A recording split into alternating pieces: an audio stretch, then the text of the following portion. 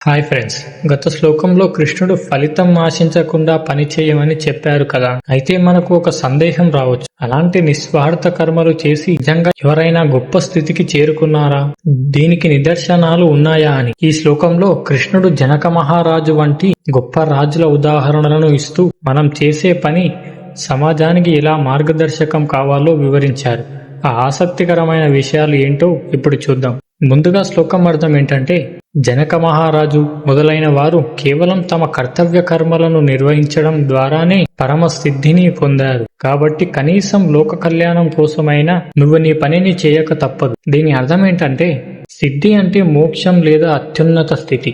కేవలం అడవుల్లో తపస్సు చేయడం వల్ల మాత్రమే కాదు, సమాజంలో ఉంటూ తన బాధ్యతలను సక్రమంగా నిర్వహించడం ద్వారా కూడా మోక్షం పొందవచ్చని దీని అర్థం. జనకుడు ఒక దేశానికి రాజు, సీతాదేవి తండ్రి.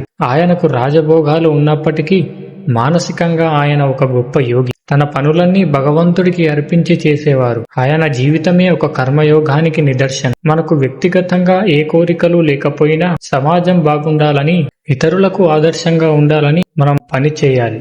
మనం పని చేయకపోతే మనల్ని చూసి ఇతరులు కూడా సోమరిపోతులు అవుతారని కృష్ణుడు హెచ్చరిస్తున్నాడు. ఒక సంస్థలో బాస్ కష్టపడితే కింద పని చేసేవారు కూడా స్ఫూర్తి పొందుతారు. అలాగే మనం మన కుటుంబంలో లేదా సమాజంలో బాధ్యతగా ఉంటేనే మన పిల్లలు లేదా ఇతరులు మనల్ని అనుసరిస్తారు. లోక కళ్యాణం అంటే పెద్ద పెద్ద సేవలు చేయక్కర్లేదు. మనం చేసే పనిని లోకానికి ఉపయోగపడేలా ధర్మబద్ధంగా చేయడమే లోక సంగ్రహం. మిత్రులారా, మనం ఏ స్థాయిలో ఉన్నా మన పనుల ద్వారా 10 మందికి మేలు కలగాలి. మీరు చేసే పని వల్ల సమాజానికి ఏం ఉపయోగమో ఆలోచించండి. మీ ప్రవర్తన ఇతరులకు ఒక పాఠంలా ఉండాలి. నాకు కోరికలు లేవు కదా, నేను ఎందుకు పని చేయాలి అని ఖాళీగా కూర్చోకండి. సమాజం కోసం మీ వంతు బాధ్యతను నెరవేర్చండి.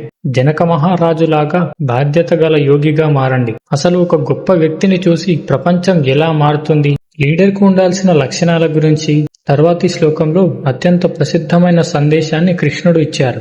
అది అస్సలు మిస్ అవ్వకండి. మరిన్ని భగవద్గీత రహస్యాల కోసం మన ఛానల్ని ఇప్పుడే సబ్స్క్రైబ్ చేసుకోండి. జై శ్రీకృష్ణ.